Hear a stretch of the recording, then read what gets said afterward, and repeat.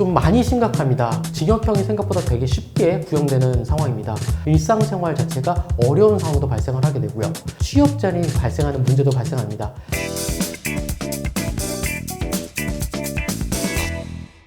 안녕하세요. 법률사무소의 김민수 변호사입니다. 오늘부터 법률사무소 니케는 청소년 범죄를 줄이기 위해서 청소년 및 청소년 학부모님들을 대상으로 한 교육 영상을 한번 촬영해 보려고 하고 있습니다. 성폭력 범죄에 대한 내용을 먼저 말씀드리고자 하는데, 오늘 첫 번째 주제는 성폭력 특별법상의 카메라 등 이용 촬영죄입니다.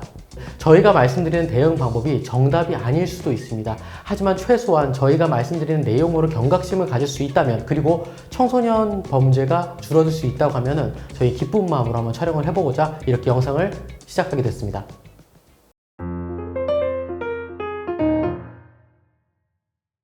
제가 사실 휴대폰을 이제 카메라 달린 휴대폰을 처음 샀던 것은 아마 고등학교 때쯤이었었던 것 같은데, 이때 휴대폰을 사고 나서 제가 제일 처음 먼저 했었던 거는 제 셀카를 촬영하고 그 다음에 제 친구들을 촬영하는 일들이었어요. 지금 청소년들도 비슷하다고 생각할 겁니다. 근데 지금 가만히 생각해 보니까 제가 그때 이 휴대폰 카메라를 이용해서 장난도 많이 쳤었던 것 같아요. 제가 좋아하는 여자를 몰래 촬영하기도 하고, 아니면 수련회 가가지고 나체 상태의 친구들과 함께 사진을 촬영하고 놀리기도 하고, 소변이나 대변을 보는 친구들의 사진을 촬영하면서 그 친구들 놀리기도 하고, 이런 상황들이 있었습니다. 그런데 지금은요, 이런 모든 행동이 성범죄로서 처벌받을 수 있다는 게 문제입니다. 내 새끼들이 과연 이런 범죄를 저지를까? 라고 생각하지 마십시오. 이런 장난 하나하나가 실제 성범죄가 될 수 있다는 게 가장 큰 문제인 겁니다. 내 새끼들은 이런 행동 하지 않을 거야 라고 하는데, 생각보다 많은 청소년들이 자신들이 장난으로 했었던 행동 때문에 저희 사무실에 의뢰인으로 방문하는 경우가 생기고요. 이런 장난들이 형사적으로 처벌받을 상황에 처해지거나 혹은 학교폭력위원회에서 처벌을 받게 되거나 징계를 받는 등의 문제를 많이 양산하고 있는 게 가장 큰 문제입니다.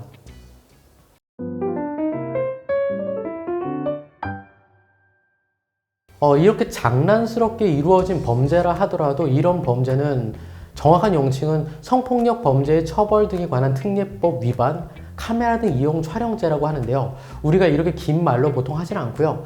카찰죄 혹은 도찰죄, 몰카라고 얘기합니다. 카찰이나 몰카라고 하면 대부분 다 익숙하게 들으실 수 있는 것처럼 사실 이 범죄들은 그냥 몰카 혹은 도찰이라고 생각하시면 됩니다. 일반적으로 카메라 등 이용 촬영은 두 가지 유형으로 나눠지게 됩니다. 첫 번째 유형 같은 경우는 카메라를 들고 다니면서 그냥 주변 사람들을 찍는 모습들이에요. 그러니까 지하철이라든지 버스 정류장에서 그냥 누군가를 촬영하는 모습들이 있는 경우가 있고요. 두 번째 유형 같은 경우는 조금은 계획적이고 사전에 준비를 했었던 범죄 유형인데, 화장실이라든지 탈의실에 카메라를 설치해 놓고 촬영한다든지, 아니면 누군가의 성관계 과정에서 휴대폰을 숨기거나 카메라를 숨긴 상태로 촬영하는, 이런 보통 두 가지 유형으로 나누게 됩니다.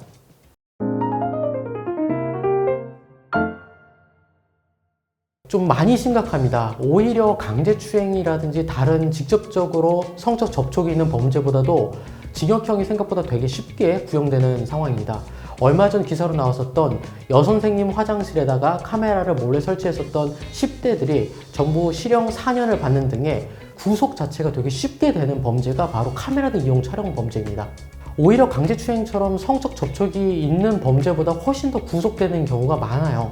또한 이게 기본적으로 성범죄이기 때문에 구속에 대한 것도 구속이지만 그것보다 더한 문제가 발생하는 경우가 부수적인 처벌이 문제가 됩니다. 신상정보에 대한 등록, 그 다음 신상정보에 대한 공개, 전자발찌, 취업제한 등이 있는데, 신상정보 등록을 된 사람 같은 경우는 매년 경찰서에 가서 자신의 모습을 사진으로 촬영해서 남기는 이런 신상정보 등록을 해야 되고요. 그 다음에 이런 등록된 내용이 공개고지가 됐을 경우에는 흔히 우리가 알고 있는 성범죄자 이알림이와 같은 곳에 자신의 사진이 인터넷에 올라오게 되는 거, 그것뿐만이 아니라 내 동네에 있는 사람들에게 전부 다 내 사진과 내가 어떤 범죄 저질렀는지가 공개가 되는 문제가 생깁니다. 이럴 경우에는 가족들 역시도 엄청나게 피해를 보기 때문에 정말 무서운 부수 처분이라고 할 것입니다. 이제 많은 사람들이 잘 알고 있습니다. 발목에다가 발찌를 채우는 건데, 이 경우에는 성범죄자라고 밝혀지기 때문에 사실상 일상생활 자체가 어려운 상황도 발생을 하게 되고요. 취업 제한의 문제 같은 경우는 지금은 교사, 공무원, 기타 등등의 많은 직업에서 취업 제한이 발생하는 문제도 발생합니다. 심지어 얼마 전 법이 바뀌면서 배달업이나 운송업 같은 경우도 불가능해지는 경우가 지금 비일비재하게 발생하고 있습니다.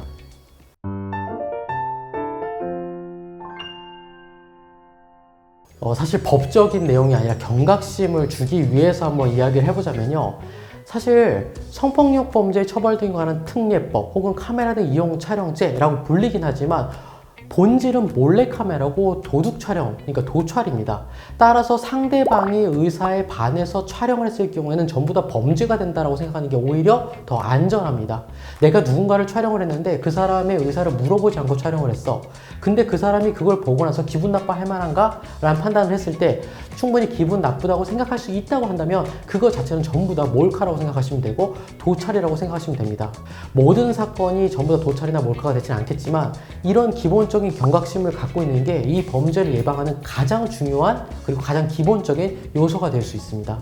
구속도 너무 쉽게 되고 아이들이 성범죄가 낙인시키는 순간 자신의 인생이 좀 안 좋아지는 경우도 많이 발생합니다. 경각심을 가지시고 청소년들 혹은 청소년의 학부모님들이 제대로 계도와 지도만 잘해주신다고 하면은 이런 문제가 현저하게 떨어질 수 있을 겁니다. 오늘은 그걸 위한 첫 걸음으로 법률사무소 니키가 이런 교육적인 영상을 한번 촬영하게 되었습니다. 세상에 억울한 사람이 없도록 법률사무소 니키의 김민수 변호사였습니다. 감사합니다.